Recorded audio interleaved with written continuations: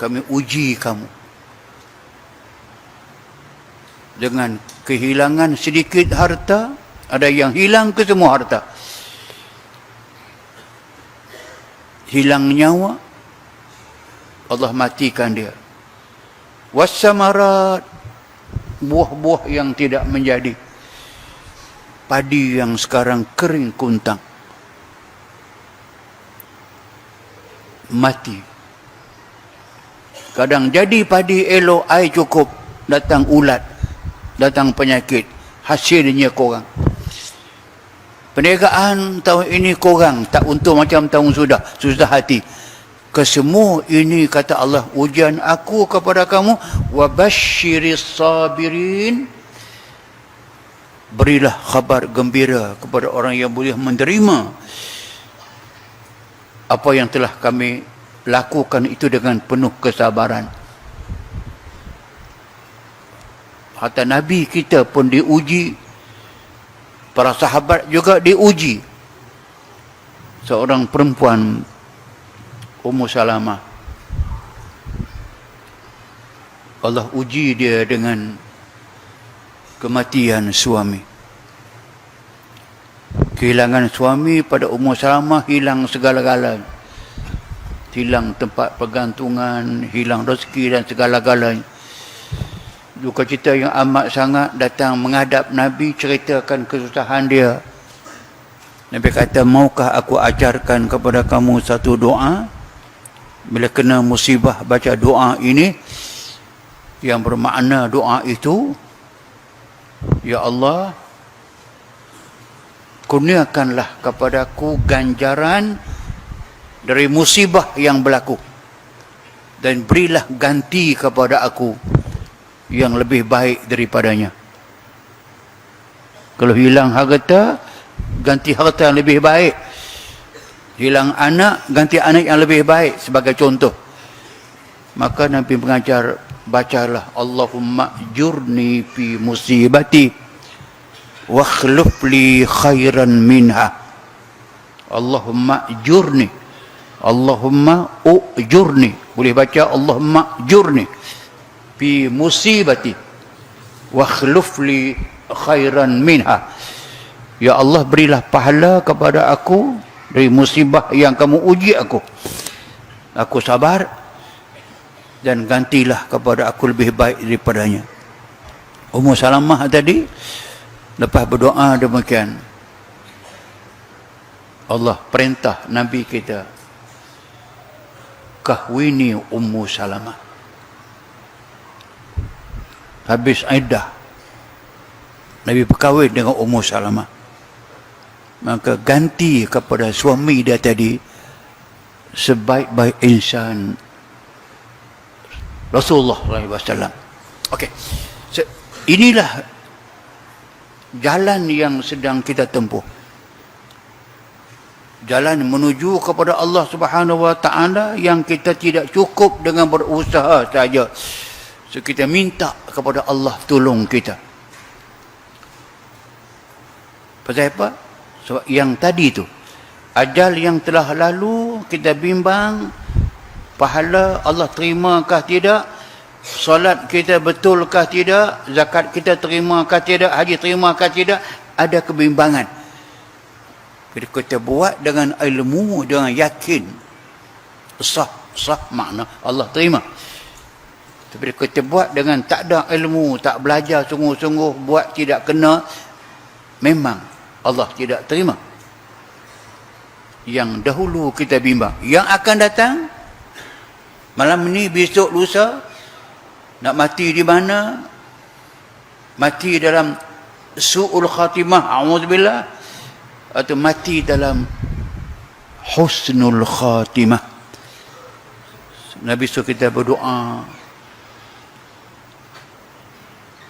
Allah makhtim lana bihusnil khatimah wala takhtim alaina bisu'il khatimah. Pun dibaca bisu'il syaqawah pun boleh berdoa. Ya Allah, tamatkanlah riwayat hidupku dalam keadaan kesemuanya baik, akhirannya pun baik. Dan jangan sekali-kali ya Allah kamu habiskan riwayat aku dalam keadaan su'ul khatimah, sejahat-jahat penghabisan. Atas itulah kita tak tahu yang akan datang, terima ke tidak, kita berdoa saja. Dan Allah suruh kita berdoa. Wa qala rabbukum ud'uni astajib lakum. Dan berkatalah Allah Tuhan kepada kamu, berdoalah kepadaku, aku akan tunaikan permohonan kamu. Mungkin di antara kita banyak yang bertanya, kenapa bumi Indonesia ini banyak sekali cobaannya, kerusuhan, bencana alam, dan lain sebagainya. Tenanglah, ini adalah fitrah yang telah digambarkan oleh Rasulullah Sallallahu Alaihi Wasallam. Beliau mengatakan, umatku ini adalah umat yang dirahmati. Mereka semua tidak akan disiksa secara menyeluruh di akhirat. Siksa mereka hanyalah terjadi di dunia, berupa berbagai kekacauan, gempa bumi, dan pertumpahan darah yang terjadi menimpa mereka. Lalu bagaimana solusinya jikalau semua keadaan ini telah digambarkan oleh beliau? Ad-du'a'u silahul mu'min. Doalah yang menjadi senjata orang-orang mukmin. Dan Rasulullah Sallallahu Alaihi Wasallam pun telah mengajarkan doa tersebut. Inna lillahi wa inna ilaihi raji'un. Allahumma ajurni fi musibati wa akhlif li khairan minha. Karenanya saudaraku, hafalkan doa ini dan lantunkan saat ujian datang melanda. Dan dengan doa tersebut Rasulullah sallallahu alaihi wasallam mengatakan, orang yang membaca doa ini akan diselamatkan oleh Allah Subhanahu wa taala dari bala yang dia lihat. Ya, orang yang dilihat kalau perempuan maka dhamirnya atau kata gantinya ki. Kalau yang dilihat laki-laki kata gantinya ka, ya. Alhamdulillahilladzi afani mimma ibtalaka bihi wa faddalani ala katsirin mimman khalaqa tafdila, yang artinya segala puji bagi Allah yang telah menyelamatkan aku dari musibah yang menimpamu dan telah memberikan keutamaan atau kemuliaan kepadaku dari orang-orang yang diciptakan oleh Allah Subhanahu wa taala. Bismillahirrahmanirrahim. Assalamualaikum warahmatullahi wabarakatuh. Pagi semuanya buat teman-teman sekalian. Teman-teman mungkin masih ingat ceramah saya tentang masalah keajaiban doa kalau kita lagi dapat musibah, bahwa Rasulullah SAW pernah mengajarkan satu doa kepada Abu Salamah. Kalau misalnya kita dapat musibah terus kita baca doa ini, kata Nabi, Allah pasti akan mengganti apa yang hilang dengan yang lebih baik. Doanya, Allahumma ajurni fi musibati wa akhlif li khairan minha. Ya Allah, beri saya pahala dalam musibah saya dan beri saya ganti yang lebih baik darinya. Terus doa ini diajarkan oleh Abu Salamah kepada istri beliau, Ummu Salamah. Lalu ketika Abu Salamah meninggal, Ummu Salamah membaca doa ini, ya Allah, beri saya pahala dalam musibah saya dan beri saya ganti yang lebih baik darinya. Walaupun Ummu Salamah bukan berniat meminta ganti Abu Salamah dengan suami yang lebih baik, hanya ini membaca doa secara utuh. Baru setelah Ummu Salamah membaca doa ini, Ummu Salamah justru ngerasa kaget gitu, loh kenapa saya meminta ganti yang lebih baik? Emang siapa yang lebih baik daripada Abu Salamah? Karena Abu Salamah selama ini dikenal sebagai suami yang baik. Setelah selesai masa iddah, akhirnya Ummu Salamah didatangi oleh Rasulullah SAW. Kemudian Rasulullah SAW melamar Ummu Salamah, jadilah Ummu Salamah salah satu di antara istri Nabi. Ternyata yang paling baik untuk Ummu Salamah adalah Rasulullah SAW. Nah, doa ini tuh artinya ngefek banget teman-teman dalam kehidupan kita, ngefek banget dalam masalah kita. Apalagi nggak ada kayaknya orang yang nggak pernah kena musibah, bahkan musibah paling kecil sekedar hal yang sepele gitu. Kayak misalnya salah masukin duit di kenceleng kan, musibah nggak sih?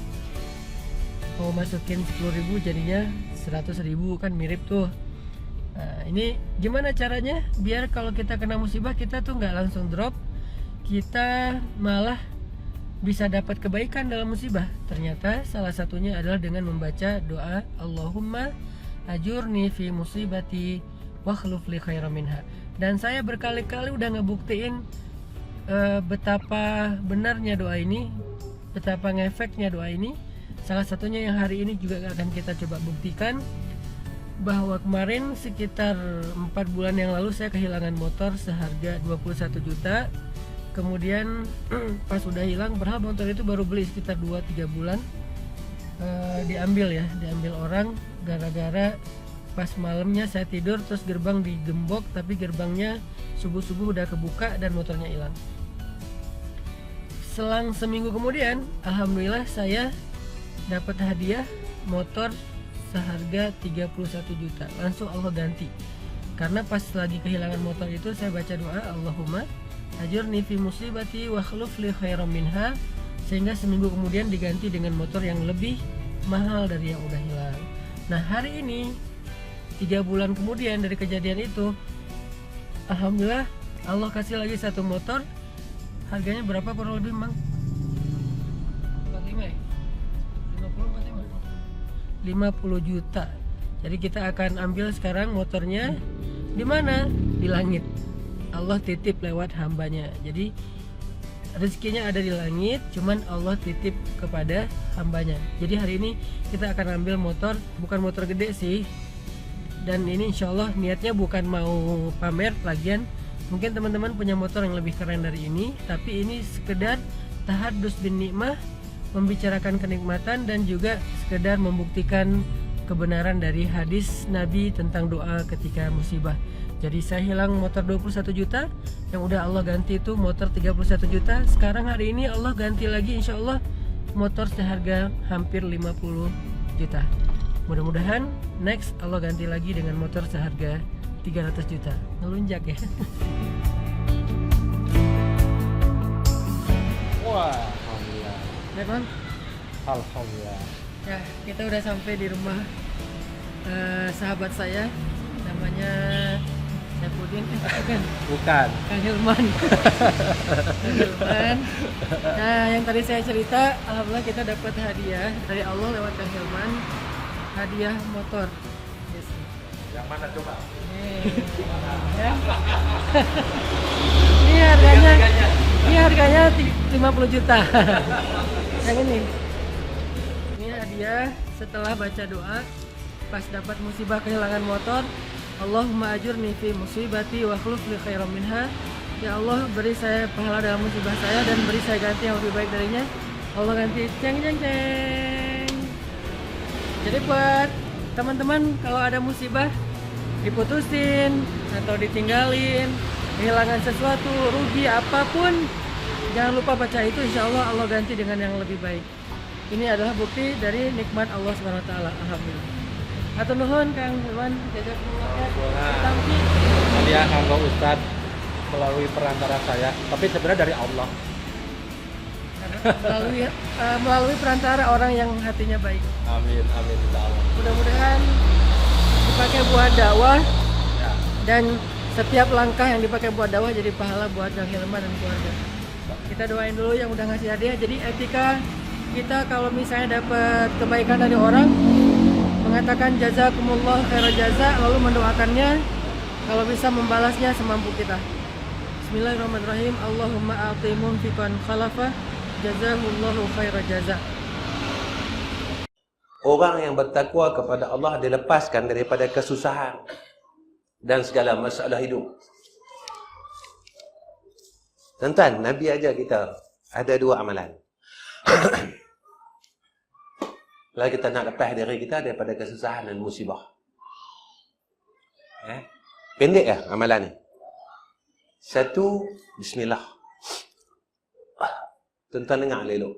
Yang ni mudah ya. Bismillah ala nafsi wa ahli wa mali. Bismillah ala nafsi wa ahli wa mali. Bismillah ala nafsi wa ahli wa mali. Bismillah ala nafsi wa ahli wa mali. Bismillah ala nafsi wa ahli wa mali. Bismillahi ala nafsi wa ahli wa mali. Kemudian tuan-tuan amalkan surah Al-Mu'minun ayat 115. Surah Al-Mu'minun ayat 115. Bunyi ayat lagu ni. Afahasibatum annama khalaqnakum abatha wa annakum ilayna la turja'un. Al-Mu'minun 115. Siapa ada Quran dalam telefon ni? Tengok betul tak? Tak tengku dah. Ada kan? Ambil tengok. Afahasibatum annama khalaqnakum abatha wa annakum ilayna la turja'un. Kita payah sama-sama ayat ni. Tuan-tuan, bismillah ala nafsi wa ahli wa mali ni, yang ni memang jadi amalan kami. Kalau di madrasah ni kami akan baca tiap-tiap lepas maghrib, tiap-tiap lepas subuh. Yang ni. Tapi ayat surah Al-Mu'minun 115 ni, semalam saya tengok kitab hadis, kitab azkar ni, Nabi suruh baca ayat ni. Jadi saya pun tak pernah hafal lagi ni. Kita baca 7 kali ayat ni. Mudah-mudahan kita hafal. Jadi amalan. Jadi saya boleh beramal, tuan-tuan boleh beramal. Kalau saya hafal dulu, saya boleh beramal, tuan-tuan tak boleh. Kita sama-sama kita sama-sama tuan-tuan. Saya pun tak pernah hafal ayat ni. Al-Mu'minun 115. Malam tadi pukul 4 pagi saya duduk buka. Biasalah tuan-tuan, ustaz-ustaz ni dia jenis tidur malam, memang tak tidur, dia tidur siang. Malam dia jadi buruan tu. Baik. Afahasibatum annama khalaqnakum abatha wa annakum ilayna la turja'un. أفحسبتم أنما خلقناكم عبثا وأنكم إلينا لا ترجعون أفحسبتم أنما خلقناكم عبثا وأنكم إلينا لا ترجعون أفحسبتم أنما خلقناكم عبثا وأنكم إلينا لا ترجعون أفحسبتم أنما خلقناكم عبثا وأنكم إلينا لا ترجعون أفحسبتم أنما خلقناكم عبثا وأنكم إلينا لا ترجعون أفحسبتم أنما خلقناكم عبثا وأنكم إلينا لا ترجعون. Sudah ada. Yang kedua Imam Ibn Arabi nak sebut ialah masalah musibah. Bila mana kita ditimpa musibah, ya inna lillahi wa inna ilaihi raji'un. Itu asas. Asas itu ialah pada asas akidah, tauhid, hakikat. Kemudian sebagai seorang hamba, kita minta sesuatu di sebalik musibah ini. Apa dia? Minta dulu pahala. Allahumma jumni fi musibati. Ya Allah, beri aku pahala. Pertama tuan-tuan kena ingat, waktu mana tuan-tuan dapat musibah, tuan-tuan tak boleh marah, kan ini milik Allah. Allah nak ambil kesihatan kita, Allah nak ambil penglihatan kita, Allah nak ambil pendengaran kita, Allah nak ambil kekuatan yang masa muda kuat, sekarang kita dah tua, jalan pun goyang-goyang, Allah ambil. Kita sebut inna lillahi, ni memang semua milik Allah.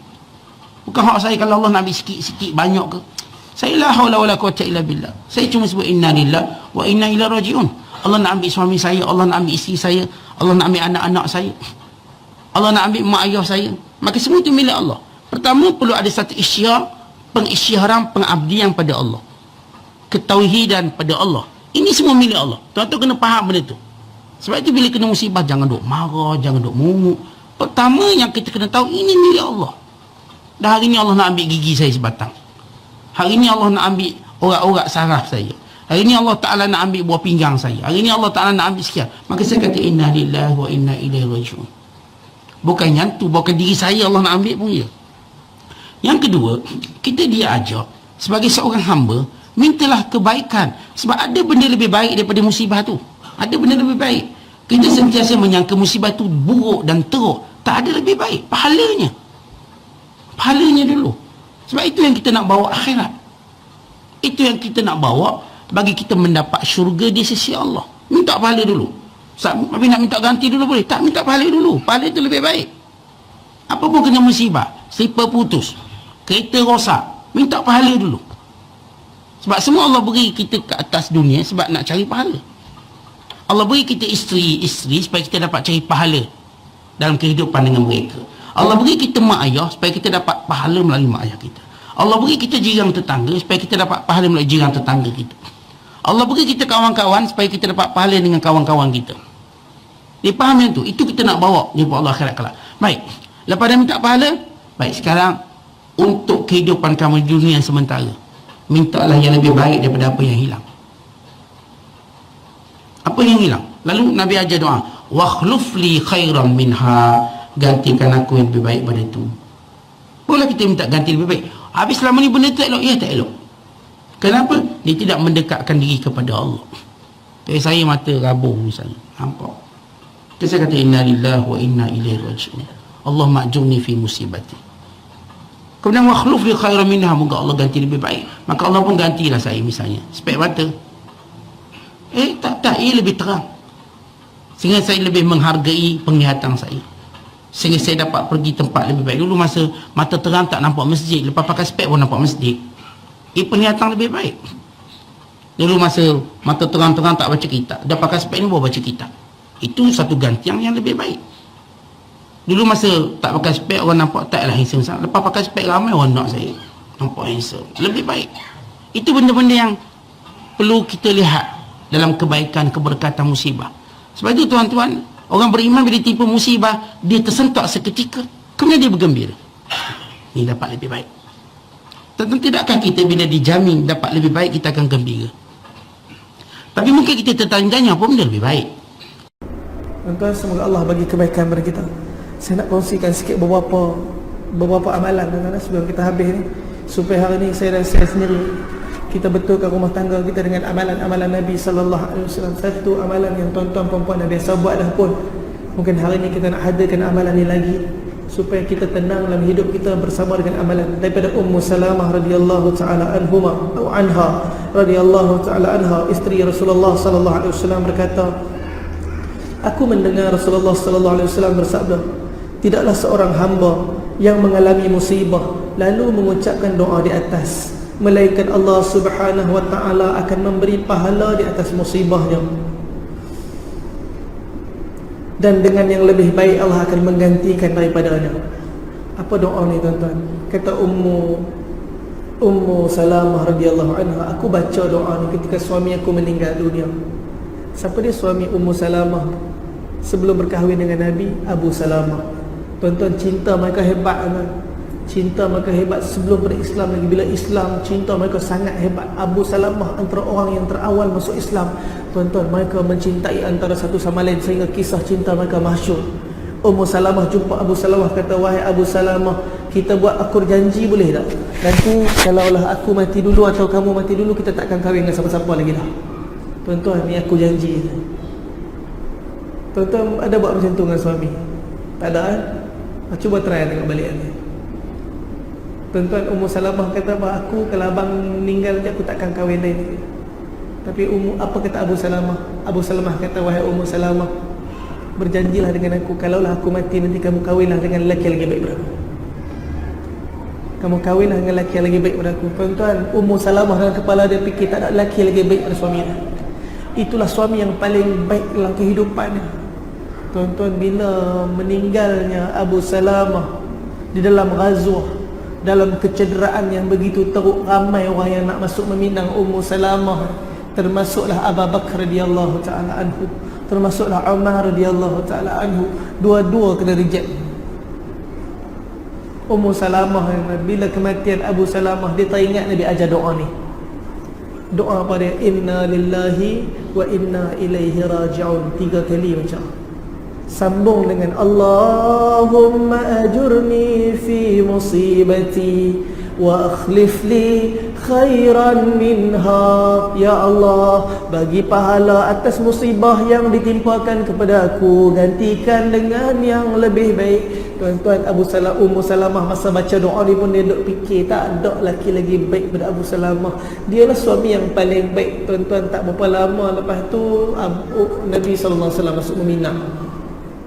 Siapa yang lebih baik daripada Nabi SAW yang pernah berjalan ke dunia ni? Bila Nabi masuk Meminang, tuan-tuan, itulah janji Allah daripada doa ni. Lepas ni tuan-tuan baca doa ni, ditimpa musibah baca doa ni. Suami mengamuk baca. Suami kata, betul nak aku mati cepat ke apa ni? Bukan. So Allah gantikan dengan akhlak yang lebih baik, supaya Allah gantikan dengan keadaan yang lebih baik, suasana yang lebih baik. Kita hadirkan segala amalan Nabi SAW, insya-Allah Allah akan hadirkan kebaikan. Itu satu. Saya nak kongsikan lagi satu amalan. Ini amalan yang kita anggap kecil. Bukan, kadang-kadang ada yang tak anggap kecil pun, anggap ni tak penting pun. Bersugi. Ini amalan bersugi ni, ada orang yang anggap ni tak apa, tak buat pun tak apa. Tuan-tuan, bersugi ni amalan yang besar. Bersugi atau bermiswak ialah perbuatan membersihkan mulut dan gigi. Hukum bersugi ialah sunnah. Kita dituntut bersugi bila-bila masa terutama bangun tidur, nak salat, nak baca Quran, dan bila mulut berubah bau. Tapi Nabi SAW bersugi bila kerap sangat. Nabi masuk rumah sugi, Nabi tak baca Quran sugi, sebelum salat sugi, duduk dengan para sahabat sugi. Aisyah kata, aku takut kerapnya Nabi bersugi, takut berdarah gusi Nabi SAW. Tuan-tuan, sugi ni ada kat sini, kat masjid ni pun ada apa keliling ni? Ada orang jual? Tak ada. Tuan-tuan cari sendirilah. Dekat Tesco semua ada kot. Ingat kat kedai-kedai yang jual barang sunnah apa semua. Kalau tuan-tuan nak dapat yang berkotak-kotak, beli carton berkotak-kotak, beli, simpan, tak apa. Orang datang bagi hadiah. Lepas ni tukar sikit suasana kenduri kahwin.